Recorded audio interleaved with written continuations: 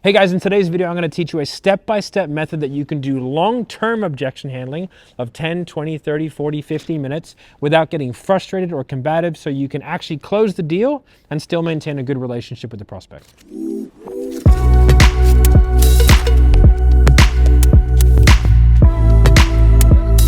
All right, guys, so I'm going to explain a concept called objection handling cycling. I did a real long form video with one of our guys called Dan, which I'll link up here about that. So after this video, you can go and watch that and get a little bit more in depth. But I wanted to break it down for you so you can understand the concept. Okay, so what I'm going to do is break down time versus intensity when it comes to long-term objection handling. We're doing a concept called looping or cycling. Essentially, we always want to come back to a set point in our objection handling, which for me is always a question or a variation of the question, so what do you think you need to do to put you in the best position to be able to achieve your goal? On the graph, the intensity is referring to like the amount of emotional chutzpah you're putting into how you say that question. So in that first instance, I said, so what do you think you need to do to put yourself in the best position to be able to achieve your goal? In the last instance, I would say something, so what do you as the leader of your family and your business need to do to put yourself in the absolute best position so that when you go to bed tonight, you're doing everything you can to get your kids out of that public school and into that private school so you can give them what you never had.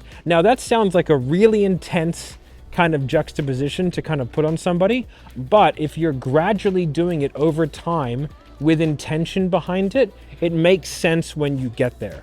Okay, so if you have a look at this little thing, I'll kind of explain what I mean. Okay, so we have these points in time where we've come to the end of a loop and the beginning of a new one. And so we're gonna say, okay, man, so like, what do you think you need to do to put yourself in the best position to be able to achieve your outcome?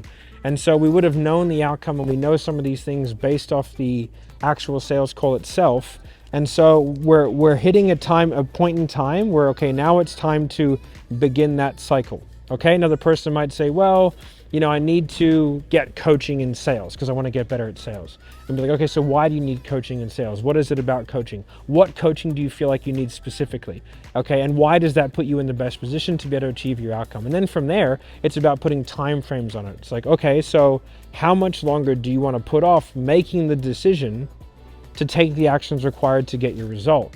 And then from there, you know, you kind of go through, you have a bit more of a conversation, and then you hit your next inflection point because you feel like that particular little portion of your conversation has come to a resolution where you feel like you're comfortable enough and in a good enough position to be able to ask the question again, but this time with more intensity.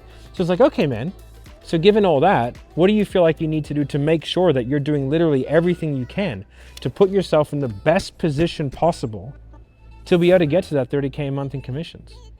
Okay, so what I did there is I put more time frame. So I said best position possible, do everything you need to do. So I had more emotional intensity. I put a more constricted time frame on him.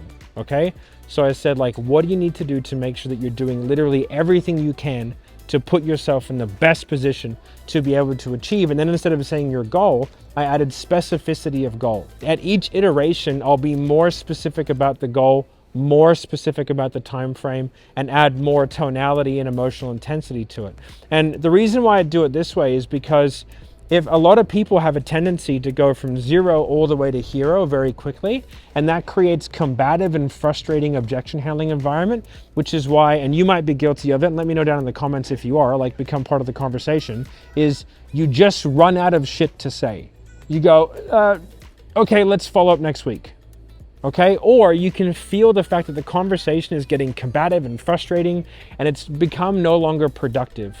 What we want to avoid in objection handling is it becoming a debate. It's not a tete-a-tete, it's not a call and response, it's a conversation that has to lead somewhere. So in order for it to lead somewhere, there has to be a pathway. And this is how you set out your pathway, by knowing where you're going, what you're doing, and the exact iterations of that question that you're going to have along the way.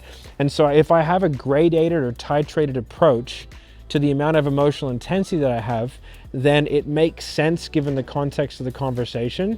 And the more time we go for, the more, I guess, leeway I'm allotted by that prospect because I've built more rapport with them, and I have a better ability to be a little bit harsher on them because I'm not getting frustrated, I'm not getting angry. I'm just simply asking them with different levels of intensity, what do you actually need to do?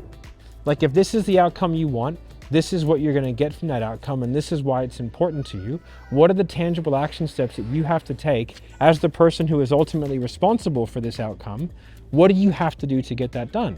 Then from there, again, compress with time frames. So my last one is usually something like, so what do you need to do to make sure that when you go to bed tonight, when your head hits the pillow, you close your eyes, that you know you've done literally everything you can do to get those kids out of that situation, or whatever like the big emotional lever is that you're using, okay? Or which like they've given you.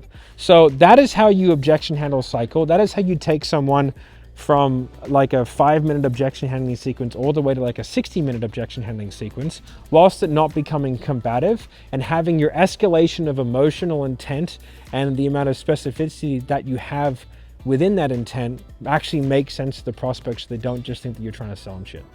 Hope you guys enjoyed this content. I know it's very, very specific to salespeople, so I hope you like that. We've put another video up here, which we think you might like.